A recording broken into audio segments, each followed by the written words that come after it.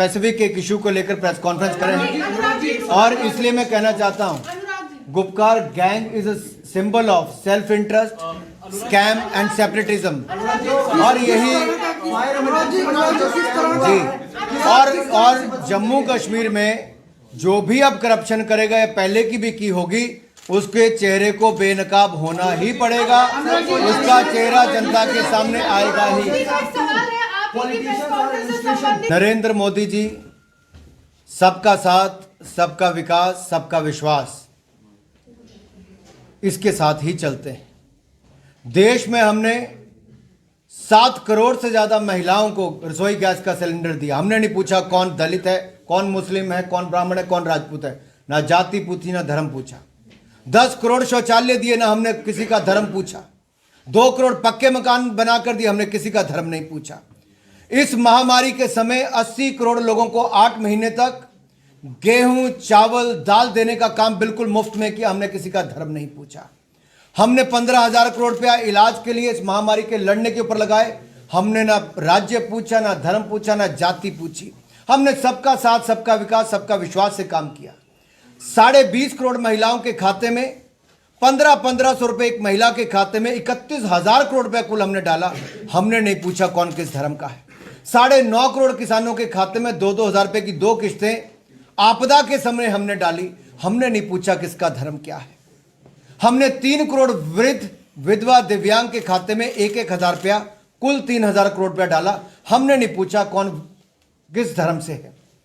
आखिरकार ये कुछ लोग तुष्टिकरण की राजनीति करते हैं, इनको करने दीजिए। हम तो सबके साथ और सबको विकास के लिए हैं और सबको विश्वास में लेकर चलने वालों के लिए हैं।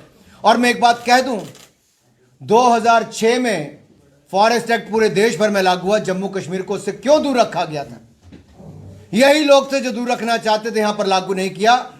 हमने अनुच्छेद 370-35 को हटाया, अब यहां पर उसको लागू भी किया है। इसका लाभ भी गुज्जर को भी मिलेगा, बकरवाल को भी मिलेगा और उस क्षेत्र में रहने वाले अपने भाई बहन। दुनिया में आपकी संपत्तियों के ढिंढोरे पीटे जाते हैं।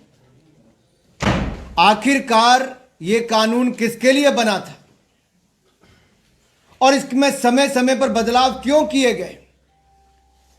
चाहे पीडीपी की सरकार थी, जब पीडीपी के मुख्यमंत्री थे तब भी, कांग्रेस के मुख्यमंत्री बने गठबंधन में तब भी, तो इन पे सवाल खड़ा होता है कि बार बार नियमों में बदल करना, कट ऑफ डेट को बदलना, तो उस सूची को लगातार आगे बढ़ाना और 3,42,000 कनाल जमीन, कितनी? 3,42,000 से ज्यादा कनाल जमीन ये इस घोटाले के माध्यम से ले ली गई। 25,000 करोड़ रुपया सरकारी खजाने में आना था, मात्र 76 करोड़ रुपया सरकारी खजाने में आया है। ये हजारों करोड़ रुपए की लूट, इसका जिम्मेदार कौन है? क्या गुपकार गैंग के लोग सामने आएंगे, बताएंगे कि इस घोटाले में शामिल ये लोग कौन कौन थे? और आखिरकार क्या इन सब ऐसे ही घोटालों को ढकने के लिए ये गैंग का गठन हुआ है? ये लैंड ग्रैबर्स गैंग है, ये जमीन पर कब्जा करने वाली गैंग है। ये जो अपने आप को जमीनी नेता कहते थे, जमीनी नेता नहीं, ये जमीनों पर कब्जा करने वाले नेता हैं, दलाल हैं उसके। इनको देश को जवाब देना चाहिए। अगर अनुच्छेद 370-35 से नहीं हटता, करप्शन के मामले नहीं चलते, ये कोर्ट की जांच नहीं होती, पीआईएल दाखिल नहीं होती, हम तो धन्यवादी हैं हाई कोर्ट के कि जिन्होंने सीबीआई को जांच के आदेश भी दिए और इन्हें ऊंचे ऊंचे बड़े बड़े लोगों के नाम, पूर्व मुख्यमंत्री की बहन, उनके उस समय के एजी, उस समय के जेएंडके बैंक के चेयरमैन, उस समय के आला अधिकारी, उस समय के आला कर्मचारी, इन लोगों ने सरकार की और वन की भूमियों पर कब्जा करने का काम किया था। ये जम्मू कश्मीर के हितों के लिए कभी नहीं लड़े, ये तो जमीनों पर कब्जे और सिस्टम को लूटने का काम करते थे। हम धन्यवादी हैं कि इसको सामने रखा गया है और जहां नेशनल कॉन्फ्रेंस थी उसके बड़े नेताओं के नाम आए। पूर्व मंत्री सज्जाद किचलू का नाम आया है, सैयद अखून का नाम आया जो फॉर्मर मिनिस्टर है, फारूक अब्दुल्ला जी की बहन श्रीमती सुरैया मट्टू का नाम आया है।